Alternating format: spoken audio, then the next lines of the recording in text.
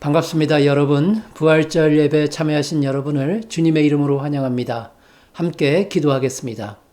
예수께서 이르시되 나는 부활이요 생명이니 나를 믿는 자는 죽어도 살겠고 무릇 살아서 나를 믿는 자는 영원히 죽지 아니하리니.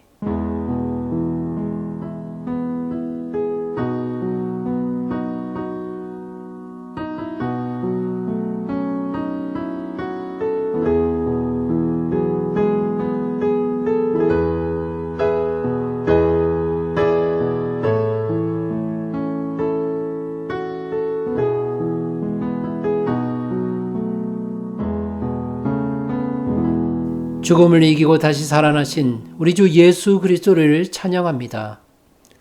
부활하신 주님께 새 노래로 찬양하며 모든 영광을 하나님께 올려드립니다. 어려운 가운데 빠져있는 이 세상을 구원해 주시고 하나님께서 보호하여 주시는 놀라운 은혜들을 저희가 누리며 살아갈 수 있도록 돌보아 주시옵소서.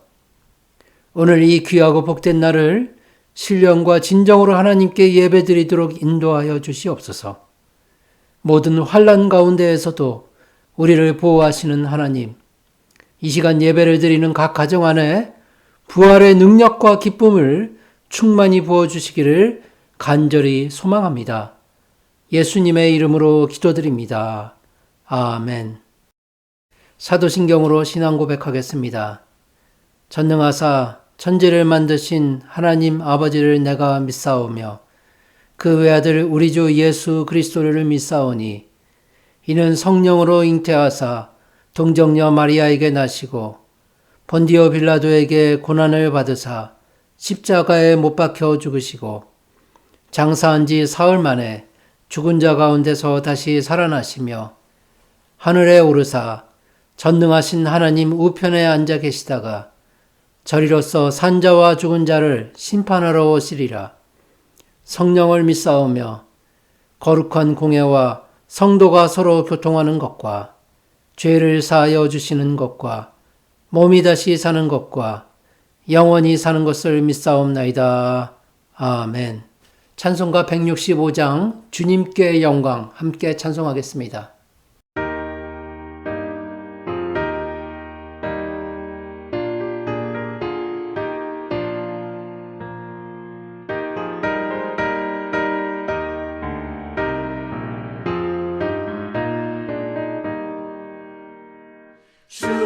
주님께 영광 다시 사신 주 사망 권세 모두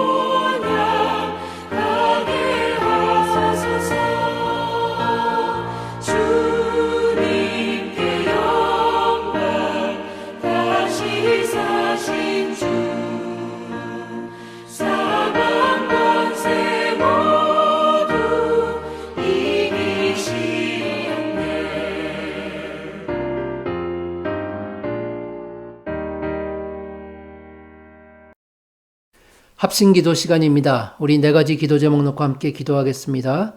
먼저 모든 나라와 민족들 가운데 그리스도의 부활의 소식이 전해지기를 위해서 기도하시기 바랍니다. 그리고 코로나 바이러스가 물러가서 정상적인 삶을 되찾을 수 있도록 그렇게 기도하시기 바랍니다. 두 번째로 어려움과 위기에 빠진 교회가 부활의 능력으로 다시 일어나서 이 시대에 빛이 되도록 하나님 도와주시옵소서 그렇게 기도하겠습니다. 그리고 세 번째로 여러 가지 어려움 가운데 있는 성도들과 가정들 가운데 하나님의 은혜와 능력이 함께 있기를 위해서 기도하시고 네 번째로 자녀들이 건강하고 안전하게 세상에 나아가 하나님의 자녀의 증거들이 될 수 있도록 도와주시기를 위해서 그렇게 네 가지 기도 제목 놓고 우리 함께 기도하겠습니다. 사랑과 은혜가 풍성하신 하나님 감사를 드립니다. 하나님의 귀한 아들을 저희에게 보내주시고 저희를 위하여 십자가에 달리시고 사흘 만에 부활하셔서 모든 믿는 자들의 소망이 되신 우리 주 예수 그리스도를 찬양합니다. 하나님 주님을 따라서 살아가는 자들이 될 수 있도록 인도하여 주시고 우리 주님의 부활을 세상에 널리 알리는 증거자들이 될 수 있도록 주님 인도하여 주시옵소서. 하나님 나라와 민족들 가운데 부활의 능력이 있기를 간절히 소망합니다. 어려움 가운데 있는 나라들이 일어나게 하여 주시고 아버지 하나님 지금 어려움 겪고 있는 많은 교회와 성도들에게 하나님의 은혜를 충만히 부어주시기를 간절히 소망합니다. 하나님 나라의 지도자들이 하나님의 뜻이 무엇인지 찾고 구하는 자들이 되게 하여 주시고 아버지 하나님 나라를 하나님의 뜻에 따라 잘 이끌어갈 수 있도록 인도하시고 지켜주시옵소서. 하나님 어려움에 빠진 교회를 지켜주시옵소서. 교회가 이 시대의 사명을 감당케 하여 주시고 하나님 부활의 소식을 세상에 널리 알리는 자들이 될 수 있도록 주여 돌보시고 함께하여 주시옵소서. 하나님 오로라 장로교회를 이곳에 세워주셔서 감사합니다. 하나님 이 지역에 예수 그리스도의 소식을 전하며 하나님의 사랑을 실천하는 교회가 될 수 있도록 인도하여 주시옵소서. 하나님 또한 땅끝까지 복음을 들고 나가는 교회가 되게 하여 주시옵소서. 하나님 부활의 소망을 가지고 하나님 나라를 확장하는 데 귀하게 쓰임받는 교회가 될 수 있도록 주여 인도하시고 지켜주시옵소서. 성도들을 지켜주시기를 간절히 소망합니다. 성도의 가정 안에 하나님의 능력을 부어주시고 하나님의 위로가 있기를 간절히 소망합니다. 부활하신 우리 주님께서 너희에게 평강이 있을지어다 이렇게 말씀하시고 평안을 주신 것처럼 하나님 저희에게 평안을 주시고 성도의 가정들 안에 하나님이 주시는 위로와 평안이 있기를 간절히 소망합니다. 주여 도우시고 함께하여 주시옵소서. 하나님 육신적 어려움 겪고 있는 성도가 있다면 그에게 치유의 광선을 발하여 주셔서 하나님의 놀라운 치유의 역사가 일어나게 하여 주시고 경제적으로 어려움을 겪고 있는 성도들에게는 하나님 많은 풍족한 것으로 채워주시기를 간절히 소망합니다. 하나님 우리 자녀들을 지켜주시옵소서. 우리 자녀들이 세상에 나아가 살아갈 때 하나님 세상을 변화시키는 하나님의 귀한 일꾼들이 되게 하여 주시고 하나님 나라의 푸른 감람나무들처럼 하나님 누구를 만나든지 우리 주 예수 그리스도를 증거할 수 있도록 주여 돌보시고 함께하여 주시옵소서.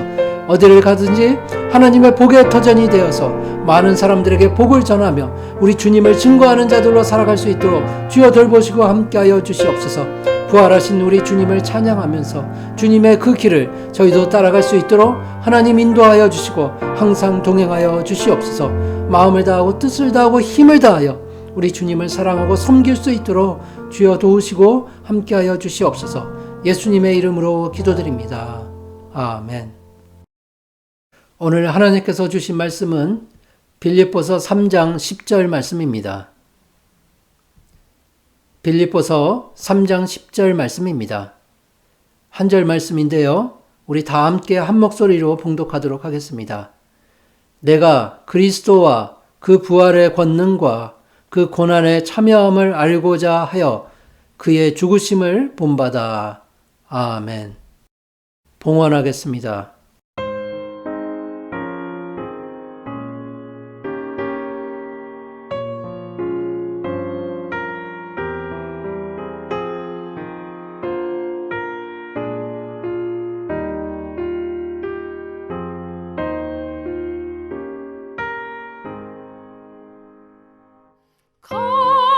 값비싼 향유를 주게 드리 기도하겠습니다.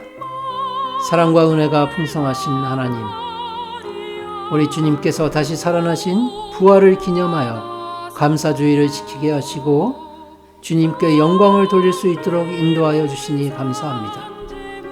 한 주간이 어려운 세상 속에서도 주의 백성들의 평안과 안전 가운데 보호하여 주심을 감사드립니다. 주님의 그 크신 은혜에 감사하여 정성껏 예물을 준비하였습니다. 이 예물이 쓰이는 곳마다 주의 영광이 나타나게 하여 주시옵소서. 여러 가지 어려움 가운데 있는 성도들에게 하나님의 은혜와 사랑을 충만히 부어주시고 부활하신 예수님만을 믿고 그리스도의 복음을 담대하게 증거하며 즐겁고 기쁘게 살아갈 수 있도록 인도하여 주시옵소서. 예수님의 이름으로 기도드립니다. 아멘. 반갑습니다, 여러분. 오늘은 우리 주님께서 죽음을 이기고 다시 살아나신 날을 기념하는 부활주일입니다. 그리스도의 부활은 하나님의 처음 약속에서부터 있었습니다. 창세기 3장 15절은 여자의 후손은 내 머리를 상하게 할 것이요 너는 그의 발꿈치를 상하게 할 것이니라 그렇게 말씀을 합니다. 영광의 주님이 여자의 후손으로 오시고 고난과 죽음을 당하시지만 다시 살아나실 것이라는 약속이 그 안에 들어 있습니다. 그러나 원수는 완전히 패배합니다. 결국 성도가 승리합니다. 그런 하나님의 역사 속에 우리는 살고 있는 겁니다. 그래서 우리에게 부활의 신앙이 중요한 이유입니다. 노아의 방주가 심판의 홍수를 건져낸 사건도 그리스도의 부활을 상징하고 요나가 물고기 뱃속에서 3일 만에 탈출한 것도 마찬가지입니다. 이스라엘 백성들은 6월절 양을 죽이고 3일 만에 홍해를 건넜는데 이 역시 우리가 그리스도와 함께 다시 살아난다는 것을 상징하고 있습니다. 그래서 우리는 항상 십자가를 깊이 묵상하며 살아가야 하지만 그 뒤에 나타나는 부활의 영광을 잊어서는 안 됩니다. 로마서 4장 25절에서 바울은 예수는 우리가 범죄한 것 때문에 내줌이 되고 또한 우리를 의롭다 하시기 위하여 살아나셨느니라 그렇게 선언을 하고 있습니다. 이렇게 십자가와 부활은 불가분의 관계를 가지고 있습니다. 부활이 없는 십자가는 그저 잔인한 사형틀일 뿐입니다. 우리 그리스도인의 삶도 마찬가지입니다. 고난 뒤에는 반드시 승리의 영광이 따라온다는 사실입니다. 고난과 승리의 영광을 분리할 수는 없습니다. 로마서 8장 11절 말씀이 그 사실을 잘 증명하고 있습니다. 예수를 죽은 자 가운데서 살리신 이의 영이 너희 안에 거하시면 그리스도 예수를 죽은 자 가운데서 살리신 이가 너희 안에 거하시는 그 영으로 말미암아 너희 죽을 몸도 살리시리라. 이처럼 승리하는 그리스도인의 삶은 삼위일체 하나님의 역사입니다. 그리스도의 부활하심이 성삼위께서 함께 역사하신 것처럼 말입니다. 그러므로 여러분, 우리는 부활의 사건 그 자체와 함께 그 의미도 잘 알고 있어야 합니다. 오늘 본문을 보면 알다라는 하나의 동사에 세 가지 주제가 연관되어 있는데 본문을 히브리어 원문으로 직역을 해보면 다음과 같습니다. 이는 내가 그를 알고 그의 부활의 능력을 알고 그의 고난에 참여하는 것을 알아서 그의 죽음의 본을 따르려 함이며 이곳에도 역시 삼위일체 하나님의 역사가 나타나고 있습니다. 먼저 그를 알고 그곳에 성자 예수님이 나타납니다. 부활의 능력을 알고 성령의 역사가 나타납니다. 그리고 고난에 참여하는 것을 알고 성부 하나님과의 관계가 나타납니다. 따라서 우리가 부활의 의미를 바로 알기 위해서는 삼위일체 하나님의 사역을 잘 알아야 합니다. 성자 예수님에 대해서도 잘 알아야 하고 성령의 능력도 알아야 합니다. 그리고 성부 하나님과의 관계에 대해서도 알아야 합니다. 이렇게 아는 것이 너무도 중요하지 않습니까? 오늘 본문 말씀을 통해서 부활의 의미를 함께 살펴보기를 원합니다. 그러므로 부활을 통해서 이루어지는 승리의 삶이 과연 무엇인지를 이 시간 함께 알아보는 기회가 되었으면 좋겠습니다. 부활을 안다는 것은 무엇입니까? 첫 번째로 그것은 그리스도를 아는 것입니다. 오늘 본문을 다시 한번 더 보겠습니다. 내가 그리스도와 그 부활의 권능과 그 고난의 참여함을 알고자 하여 그의 죽으심을 본받아. 바울은 지금 내가 그리스도를 알고자 한다라고 말합니다. 그리스도를 아는 것이 곧 우리의 믿음이기 때문입니다. 바울의 이 논리에 따르면 신앙에 대한 두 가지 질문을 해볼 수가 있습니다. 나는 과연 그리스도를 잘 알고 있는가? 그리고 그 질문과 함께 그렇다면 나는 그리스도를 체험하며 살고 있는가? 이 두 가지 질문을 내 자신에게 해보아야 하는 것입니다. 히브리어로 알다라는 말은 지식적으로 아는 것 외에 체험적으로 아는 것을 포함하고 있습니다. 그러므로 성도는 실제의 삶 가운데 부활하신 그리스도를 체험해야 합니다. 그리스도를 지식적으로 아는 것 그 이상을 추구해야 한다는 말이고, 하나님의 구원과 거룩함을 우리의 일상에서 체험하며 살아가야 한다는 의미입니다. 여러분, 물론 우리가 그리스도를 닮아가기는 하지만 그분의 모든 것을 체험할 수는 없습니다. 그리스도의 성육신을 체험할 수 없고 또한 그분의 부활을 우리가 직접 체험할 수도 없는 것입니다. 그래서 하나님께서는 우리가 직접 체험할 수 없는 것은 믿음으로 받아야 한다고 말씀합니다. 믿음은 바라는 것들의 실상이기 때문입니다. 이 진리를 마가복음 16장 말씀에서 찾아보았으면 좋겠습니다. 무덤에 들어가서 흰옷을 입은 한 청년이 우편에 앉은 것을 보고 놀라매 청년이 이르되 놀라지 말라. 너희가 십자가에 못 박히신 나사렛 예수를 찾는구나. 그가 살아나셨고 여기 계시지 아니하니라. 보라, 그를 두었던 곳이니라. 안식일이 지나고 막달라 마리아와 야고보의 어머니 마리아는 예수님의 무덤을 찾아갔습니다. 그런데 그들이 무덤에 도착했을 때 이미 무덤 문이 열려 있었습니다. 대체 저 큰 문을 누가 움직였을까? 처음에 그런 의문을 가지고 무덤 안을 보았을 때 그들은 한 청년을 보았습니다. 그는 하나님이 보내신 천사였습니다. 천사는 예수님께서 살아나셨고 더 이상 무덤에 계시지 않다고 말합니다. 그리고는 여인들에게 이런 이야기를 하고 있습니다. 보라, 이리 와서 보라. 예수님이 누우셨던 곳을 보라. 천사는 여인들에게 와서 보라고 그리고 직접 확인해 보라고 말합니다. 왜 그랬을까요? 왜냐하면 사람들은 일반적으로 눈에 보이는 것만을 믿기 때문입니다. 바로 그 면에 있어서 그리스도인이 세상 사람들과 구별이 된다고 할 수 있습니다. 우리는 하나님의 계시를 받고 눈에 보이지 않는 것을 믿는 사람들입니다. 그것이 바로 그리스도를 안다라고 말하는 의미가 됩니다. 우리가 예수님을 믿는 것은 눈으로 보았기 때문이 아니라 비록 보지는 못했지만 그분을 알고 있기 때문이라는 사실입니다. 요한복음 17장 3절을 보면 주님께서는 이런 기도를 하나님께 드리고 있습니다. 영생은 곧 유일하신 참 하나님과 그가 보내신 자 예수 그리스도를 아는 것이니이다. 여러분, 영생이라는 것도 우리 눈에 보이지 않습니다. 그러나 우리는 영생이 하나님의 선물임을 알고 있습니다. 또한 주님의 부활은 그 선물이 우리에게 주어졌다는 증거가 되고 있습니다. 영생이란 다름 아닌 그리스도의 생명이고 그 생명은 오직 그리스도의 죽으심과 부활을 통해서만 우리에게 주어지기 때문입니다. 그래서 주님께서는 우리가 이 진리를 잘 알고 있어야 한다고 말씀합니다. 이렇게 말씀하시는 것입니다. 나의 부활이 없다면 너희에게 영생을 줄 수가 없다. 내가 하나님께로 가지 않으면 성령께서 오시지 않을 것이다. 만약 성령이 계시지 않으면 너희는 아버지와 그의 아들을 알 수가 없다. 또한 영생도 가질 수가 없다. 그러므로 나를 아는 것과 영생은 불가분의 관계이다. 주님은 이렇게 명확한 진리를 우리에게 제시해 주고 계십니다. 그러므로 여러분, 부활의 첫 번째이고 가장 중요한 의미는 바로 구원하시는 그리스도 예수를 아는 것이고 그를 보내신 하나님 아버지를 아는 것임을 굳게 믿으시기 바랍니다.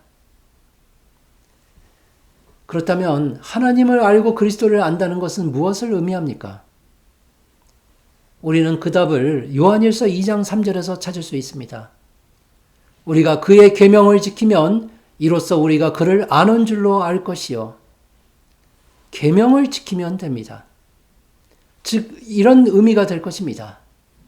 우리가 살아가면서 힘들고 어려울 때 하나님께 의지하게 되는 것. 절망적인 상황에서도 끝까지 하나님을 신뢰하는 것. 하나님을 사랑하고 또한 이웃을 내 자신과 같이 사랑하는 것.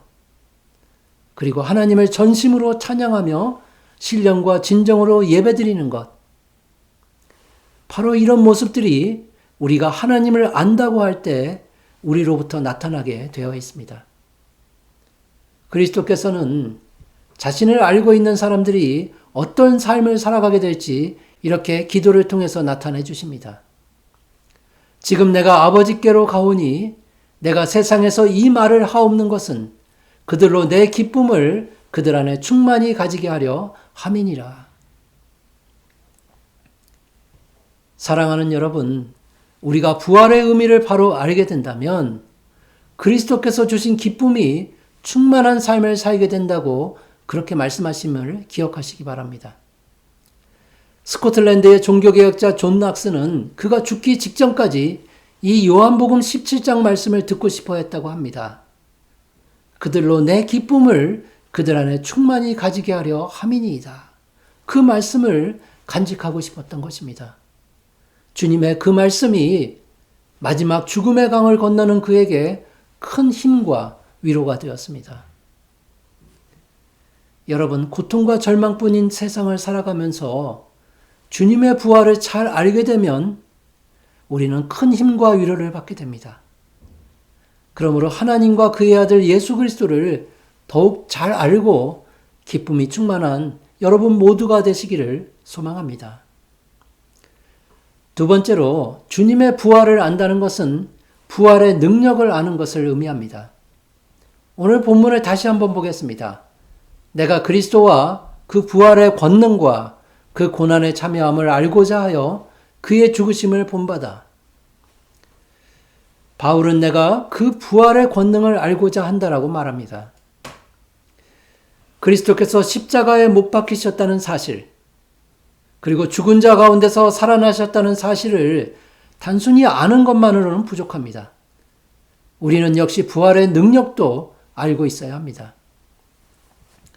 바울은 그 부활의 능력이 매우 강력한 것이라고 강조하고 있습니다. 그 능력은 우리로 하여금 예수께 잡힌 바 되게 한다고 말합니다. 우리가 능히 죄를 쳐부수고 사망을 이기게 한다고 말합니다. 그리고 결국 우리가 의와 복된 영생의 소망을 가지고 살아갈 수 있도록 역사한다고 말합니다. 이 모든 것들이 부활의 능력으로 인한 결과입니다. 여러분, 그렇다면 이 놀라운 능력들이 왜 주님의 부활을 통해서만 가능했던 것일까요? 주님께서는 이미 그 능력으로 충만한 분이셨습니다. 그분은 전능한 하나님이셨기 때문입니다. 그렇다면 왜 이 땅에 계실 때 사람들에게 나누어 주시지 않으셨던 것일까요? 왜 꼭 그분이 죽으시고 다시 살아나실 때까지 그 능력을 감추고 계셨던 것일까요? 우리는 그 답을 로마서 1장 4절에서 찾을 수가 있습니다. 성결의 영으로 죽은 자들 가운데서 부활하사 능력으로 하나님의 아들로 선포되셨으니 곧 우리 주 예수 그리스도시니라. 부활의 능력은 바로 성결의 영, 즉 성령의 역사를 의미하고 있기 때문입니다.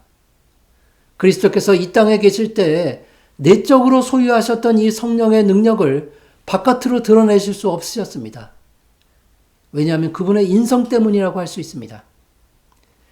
여러분도 잘 알고 계시는 것처럼 우리 주님께서는 완전한 하나님이셨고 또한 동시에 완전한 인간이셨습니다.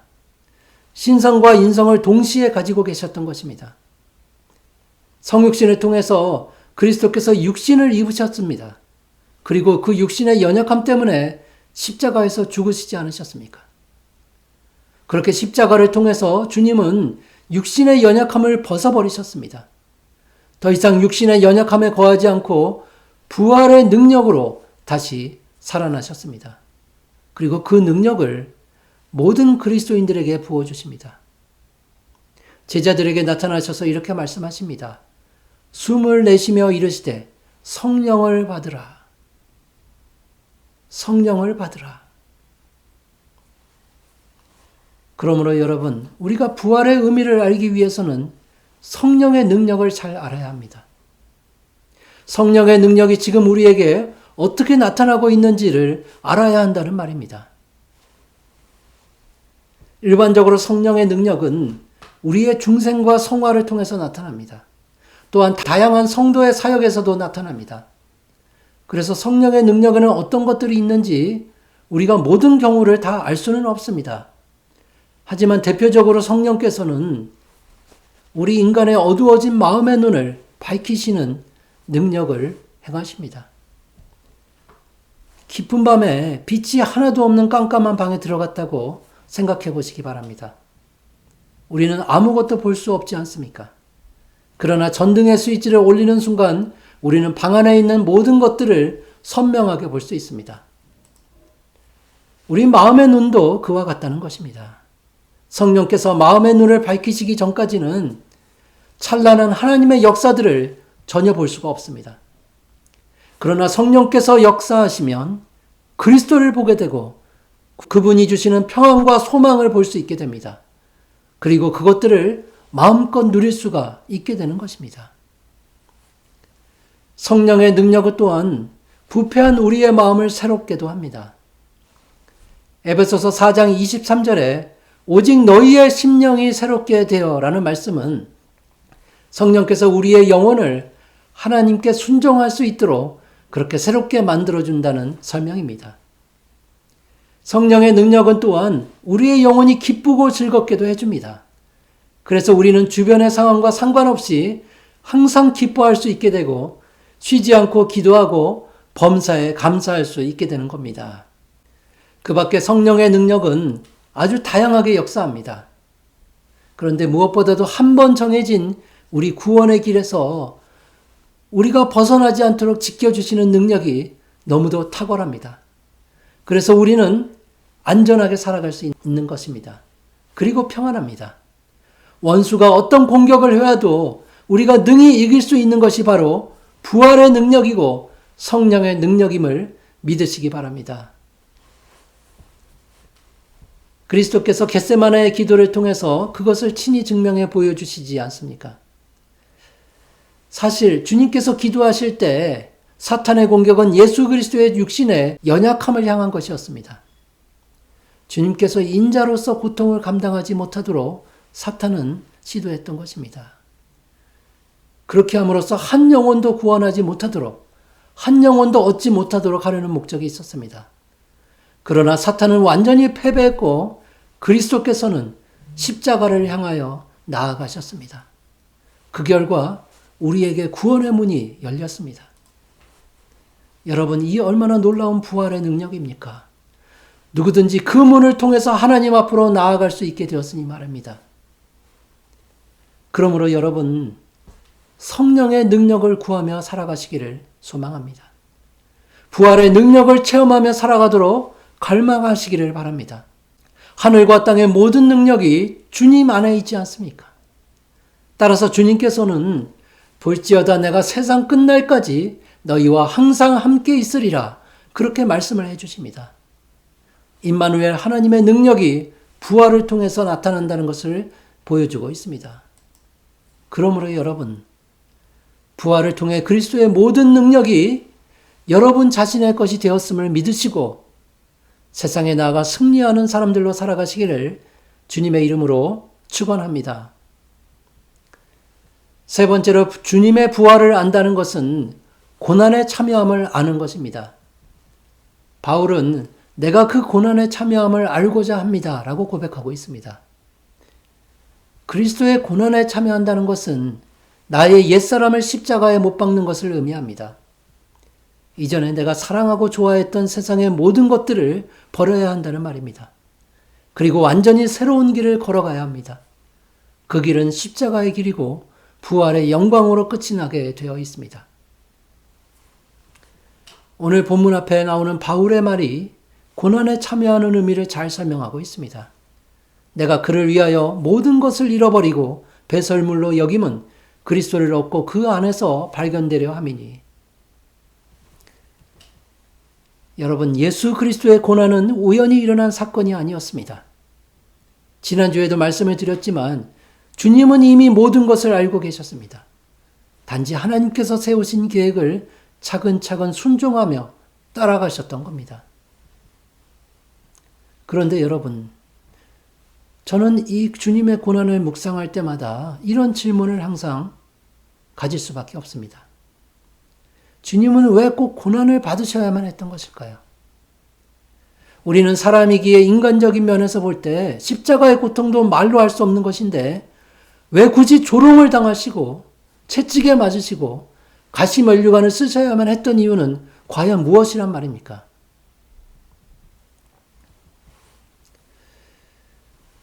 지난주에 저는 그 이유가 성경을 응하게 하시기 위함이었음을 말씀드렸습니다. 그런데 그곳에는 또 다른 이유가 있습니다. 주님은 죄에 대해서 철저하게 희생물이 되고자 하셨던 것입니다. 아주 작은 죄에서부터 큰 죄까지 주님은 인간의 모든 죄들을 다 책임지고자 하셨습니다. 이 세상에 오셔서 하나님의 아들이 낮아지시되 끝까지 낮아지셨던 겁니다. 그렇게 본을 보임으로써 주님을 따르는 모든 제자들도 고난을 통해서 낮아지되 끝까지 낮아져야 한다고 말씀을 합니다. 그리고 그 말씀은 여전히 지금 우리에게도 동일하게 적용이 되고 있습니다. 세상의 아픔을 모르는 사람은 빛과 소금의 자격을 얻지 못합니다. 우리 주님은 지금 고통을 아는 사람을 좋아하신다고 말씀하시는 것입니다. 자신과 함께 고난에 참여하는 사람이 제자가 된다고 선언을 하십니다. 누구든지 자기 십자가를 지고 나를 따르지 않는 자도 능히 내 제자가 되지 못하리라.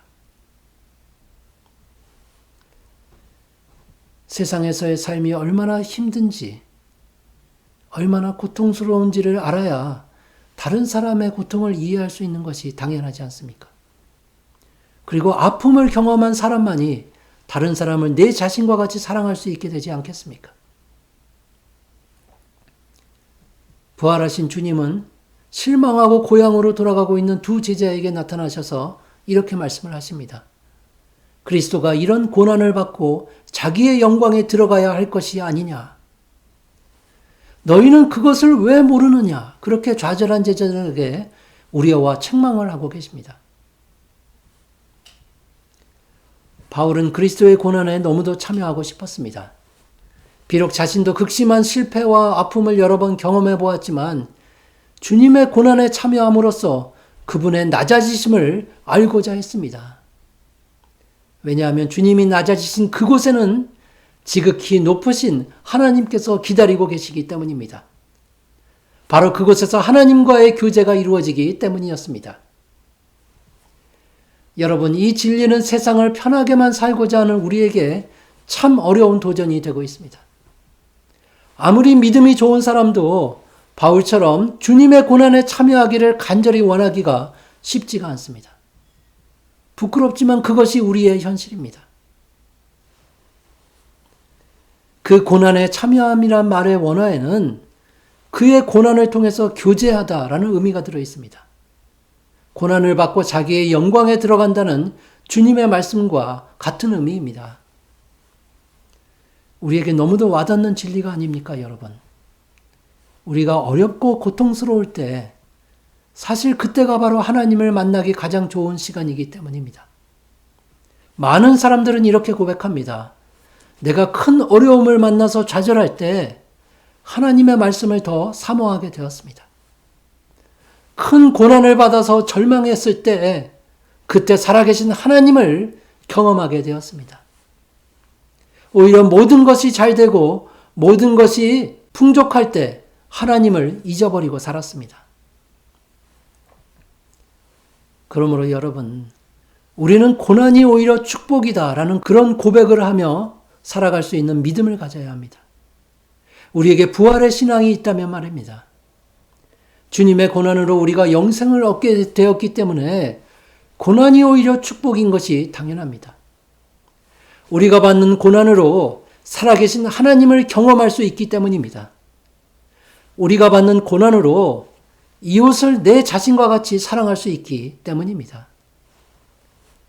그것이 우리 주님이 받으신 고난의 의미이고 다시 살아나신 부활의 의미가 되는 것입니다. 사랑하는 여러분, 그리스도께서는 우리를 구속하시기 위해서 이 땅에 오셨습니다. 우리를 하나님과의 바른 관계에 있게 하시고 죽음의 세력으로부터 구원하시고 하나님 아버지를 나타내시기 위해서 오셨습니다. 그리고 그 일을 위해서 십자가에서 죽으시고 3일 만에 부활하셨습니다. 따라서 우리가 하나님과의 바른 관계를 갖기 원한다면 그 길은 오직 십자가와 부활로만 가능합니다. 바울은 누구보다도 그 진리를 절실히 깨달았던 사람입니다. 어떻게 해서든지 죽은 자 가운데서 부활에 이르려 하노니 내가 이미 얻었다 함도 아니요 온전히 이루었다 함도 아니라 오직 내가 그리스도 예수께 잡힌 바 된 그것을 잡으려고 달려가노라. 사랑하는 여러분, 그리스도의 부활을 통해서 그분을 잘 알고 부활의 능력도 알고 고난에 참여함을 잘 아는 여러분에게 하나님의 놀라운 은혜가 충만히 부어지기를 주님의 이름으로 축원합니다. 함께 기도하겠습니다.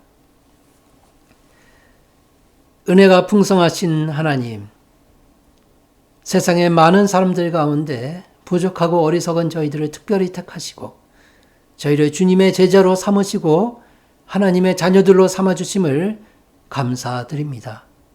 하나님, 우리를 구원하시기 위해서 하나님의 독생자 예수 그리스도를 이 땅에 보내주시고 주님이 고난받으시고 십자가에 달려 죽으시고 3일 만에 다시 부활하신 그 영광을 저희에게 보여주심을 감사드립니다.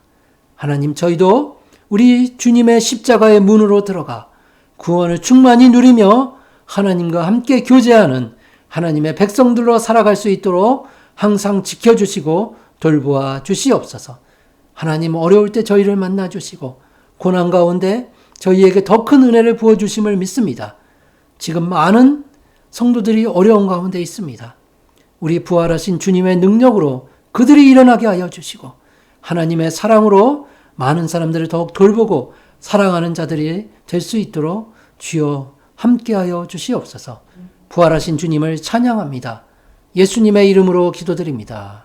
아멘. 찬송가 161장 할렐루야 우리 예수 함께 찬송하겠습니다.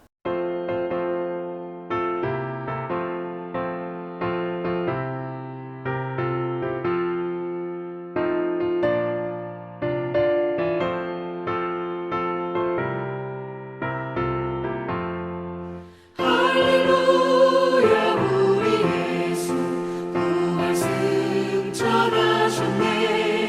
세상 사람 찬양하니 천사와 다